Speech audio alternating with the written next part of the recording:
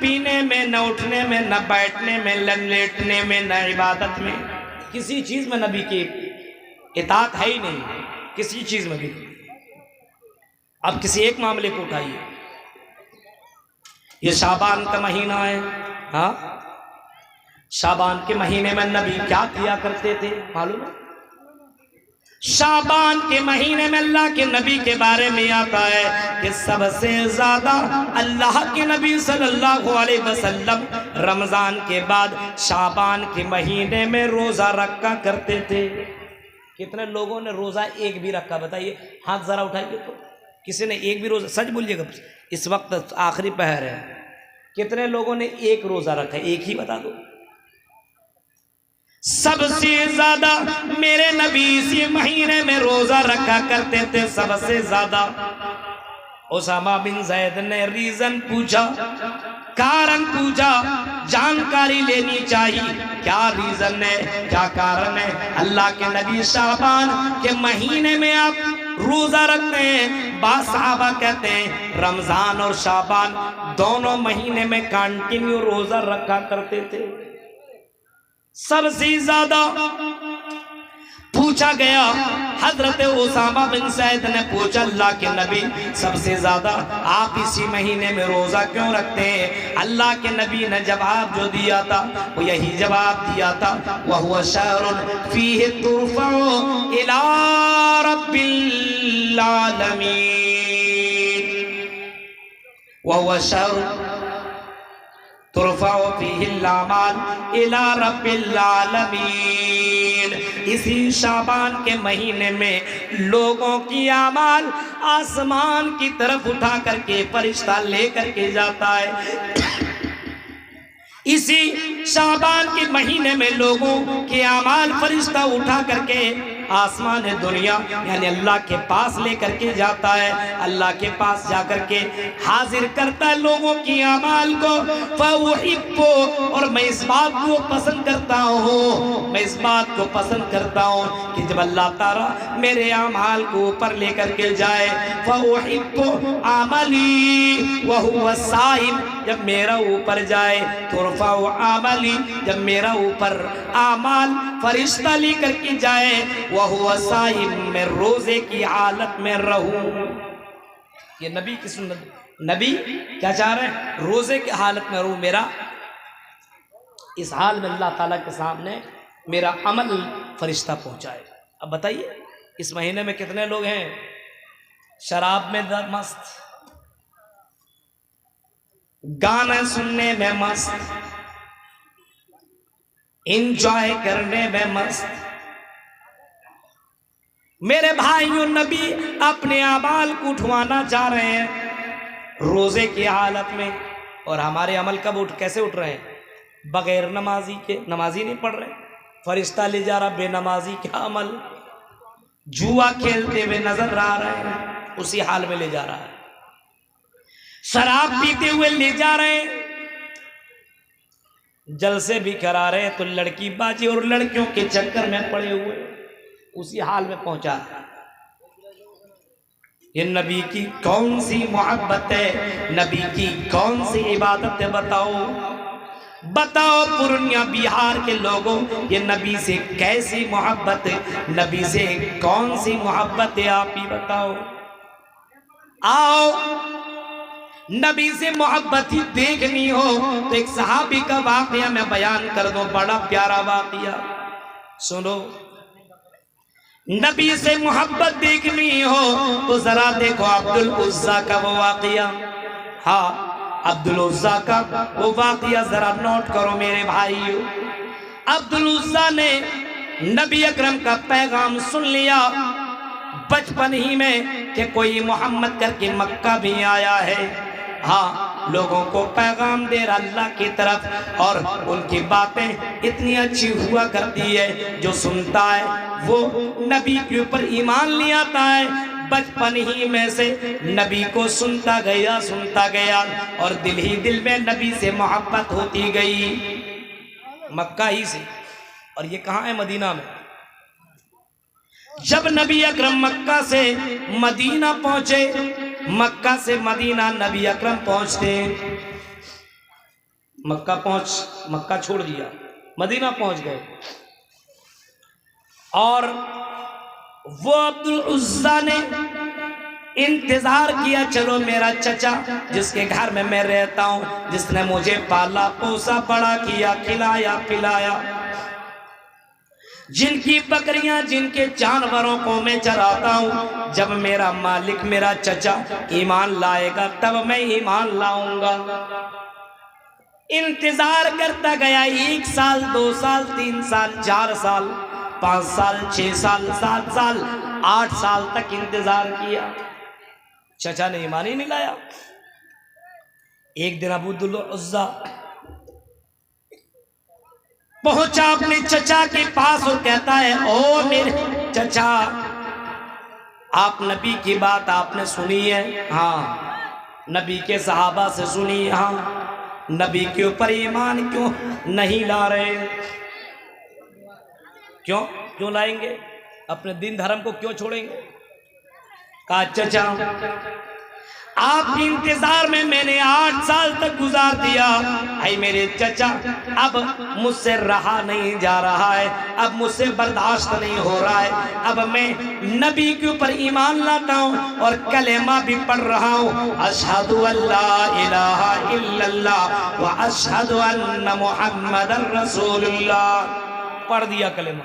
अब चचा कहते, मैंने बोला ही नहीं, तुमने पढ़ दिया, चलो कैंसिल करो, इसको रिजेक्ट करो, कलमा जो तुमने पढ़ा इसको वापस कर दो, खत्म, नबी को मत मानो।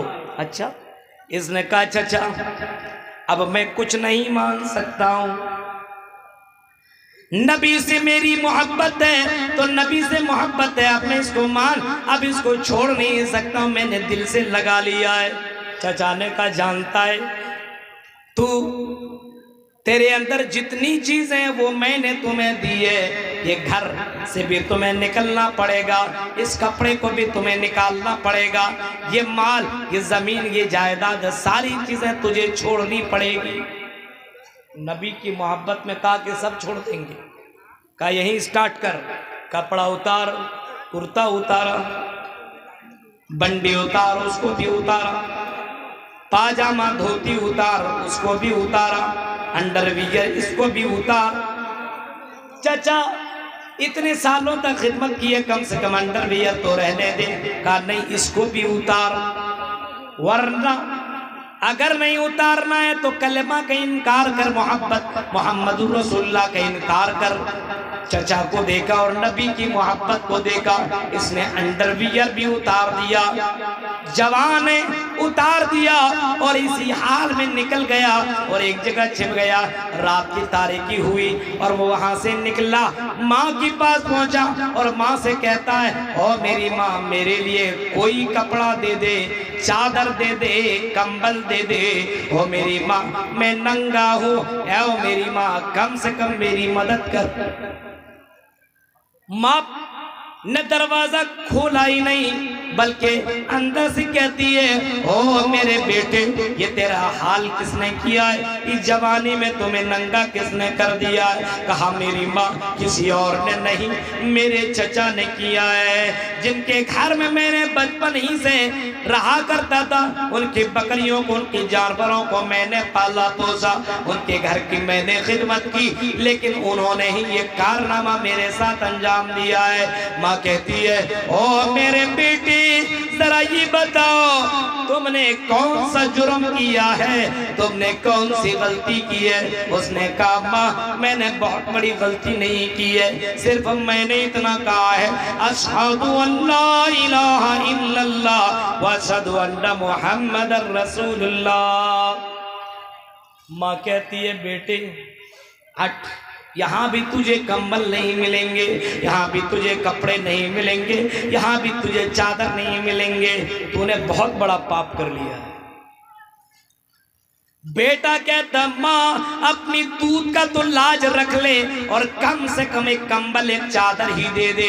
माँ ने अंदर ही से एक चादर फेंक दी, कहा दोबारा इस घर के अंदर ना आना। उसी चादर को दो टुकड़े किया, एक को कमर में बांधा, एक को ओढ़ लिया, एक से शर्मगाह छिपाई, एक से अपना जिस्म को ढका और वहां से निकला मस्जिद नबवी की तरफ। चलता गया चलता गया चलता गया, फजर के वक्त मस्जिद नबवी पहुंचता है और मस्जिद नबवी में हाजिर होता है। एक कोने में बैठ जाता है, लोगों को देखता है कि हजरत बिलाल ने जब आजान दी, लोग खराबा खराबा तशरीफ ला रहे हैं, पूरी मस्जिद भर गई। नबी अकरम की आमद हुई, नबी अकरम अंदर आए, आपने नमाज अदा की और आपने नमाज पढ़वाई, सहाबा ने आपके पीछे नमाज पढ़ी। ये सारा मंजर ये देख रहा है अब्दुल उज़्ज़ा। नबी ने नमाज पढ़ने की बाद जब सलाम फेरा और नबी अकरम जब पलटे, आपने देखा सामने कोई आदमी बैठा हुआ है। नबी अकरम उठे, उस दिन दर्स भी न दिया, उस दिन नसीहतें भी न की, उठे और गए सामने वाले के पास। ओ चादर वाले, ओ कम्बल वाले, तुमने नमाज क्यों न पढ़ी, तुमने हमारे साथ नमाज क्यों न पढ़ी। उसने कहा ऐ मोहम्मद सल्लल्लाहु अलैहि वसल्लम नमाज कैसे पढ़ो, मैं नमाज ही पढ़ना नहीं जानता हूँ। अल्लाह के नबी ने पूछा तुम कौन हो, उसने पूरा वाक़या सुना दिया। मेरा नाम ये है, मैं चचा के पास ही करता था, आपकी मोहब्बत में मैंने इस्लाम को एक्सेप्ट किया है, आपकी बातें बहुत अच्छी हैं, आप लोगों के लिए मुहसन इंसानियत है, आपको मैंने अपना आका अपना सरदार मान लिया है और मैंने जिंदगी में ठान लिया है जिएंगे तो आपकी तरह जिस तरीके से जीने का हुक्म दे रहे हैं। आई मोहम्मद, आई नबी अकरम सल्लल्लाहु अलैहि वसल्लम, मेरी माँ ने मुझे भगा दिया है, यही एक चादर दी है, मैं नंगा था, मैंने इसी चादर को दो टुकड़े किया, एक से मैंने अपनी शर्मगाह छिपाई और दूसरे से मैंने अपने सर को अपने बदन को छिपाया। अल्लाह के नबी क्या करो, आपकी मोहब्बत में मैंने ये काम किया है। मेरे भाइयों, नबी अकरम ने सहाबा को बुलाया, ओ सहाबियों जरा इसके वाकया को तो सुन, इसके वाकयात और इसके कुर्बानी को तू सुन। मेरी मोहब्बत में इसने घर को छोड़ा, इसने मकान को छोड़ा, इसने चचा को छोड़ा, इसने माँ को छोड़ा और मेरी मोहब्बत में सारे कपड़े उतार भी दिए। लेकिन मोहम्मद रसूलुल्लाह का कलेमा पढ़ लेने के बाद, नबी अकरम सल्लल्लाहु अलैहि वसल्लम से मोहब्बत कर लेने के बाद इसने नबी अकरम को छोड़ना गवारा न किया।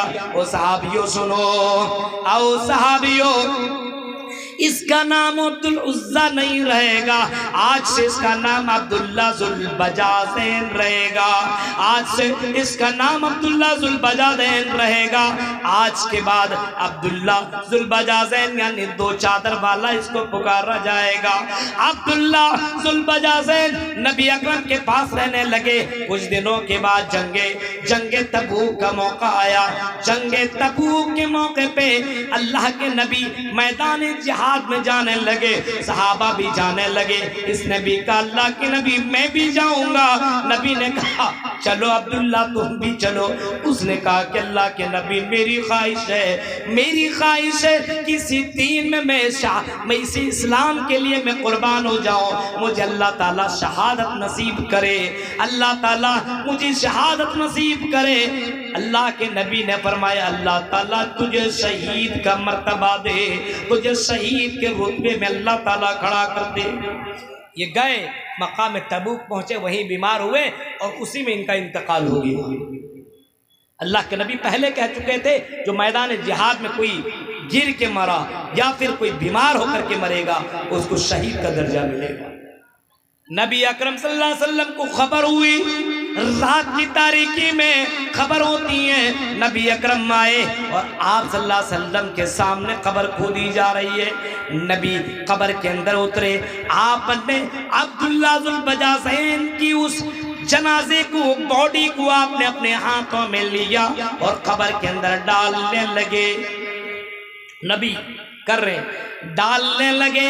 हजरत उमर भी है, हजरत अबू बकर सिद्दीक भी है और दोनों के दोनों एक सहाबी हैं जिनका नाम हजरत बेलाल भी है। एक बगल में और है वो भी हजरत अब्दुल्ला इब्न मसूद भी देख रहे हैं। लाइट जो चिराग था उसको रोशन किए हुए हैं। रात की तारीकी में नबी ने अपने हाथों से उस मैयत को, उस जनाजे को, उस बॉडी को आपने कब्र के अंदर रखा और नजर आसमान की तरफ आपने की और कहा क्या अल्लाह, आई अल्लाह, मैं इस बंदे से राजी था, तू भी राजी हो जा।